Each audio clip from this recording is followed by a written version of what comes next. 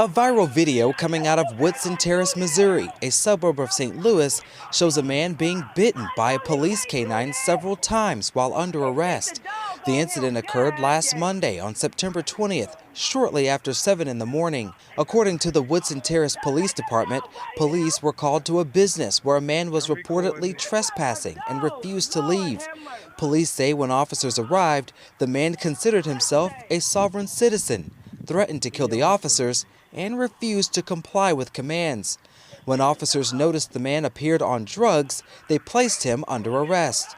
The video shows the man bent over on the hood of the police vehicle, being placed in handcuffs. But according to police, he was resisting.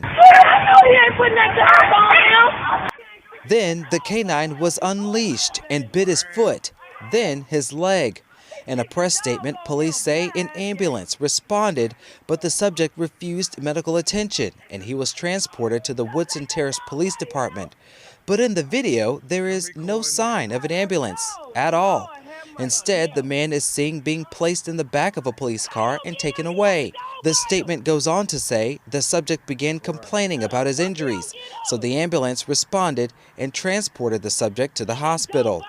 Atlanta Black Star was able to confirm police contacted EMS over the radio at 7:35 that morning, requesting an ambulance, and at that point, the man was taken to a local hospital. The case is still under investigation by the St. Louis Prosecutor's Office, and the FBI is not confirming or denying if they are investigating. The name of the man arrested has not been publicly released at this time. Again, that's the callous behavior that they have toward us. And if that had not been captured on video, they would have gotten away with it without being exposed. Zaki Baruti is the President General of the Universal African Peoples Organization in St. Louis, Missouri. We've been in the forefront of so many different police killings. It's shameful. He's been an activist against police violence and brutality for decades. He's protested several high-profile cases, including Marilyn Banks, a black woman killed by a white St. Louis police officer in 1983, when a stray bullet from the officer's gun hit Banks while she was on her front porch and killed her. More recently, he was heavily involved in the protests following the death of Michael Brown in Ferguson, Missouri in August of 2014.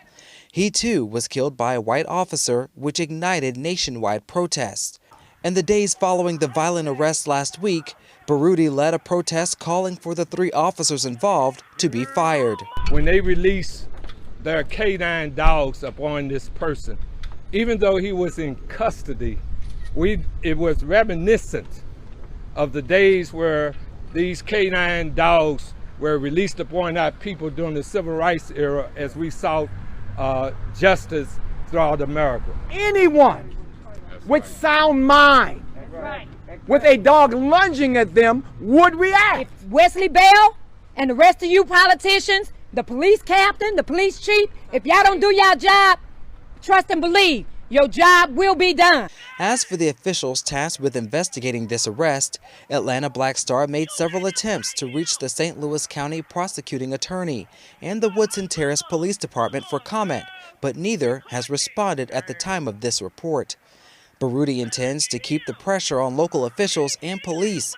He also calls for more black communities across the nation to be their own biggest advocates in the fight for justice and fair policing. That speaks to where black people have to stop just complaining, but get involved in terms of city policies and begin to advocate those changes no matter where you might be in America. Reporting for Atlanta Black Star, I'm Kavan.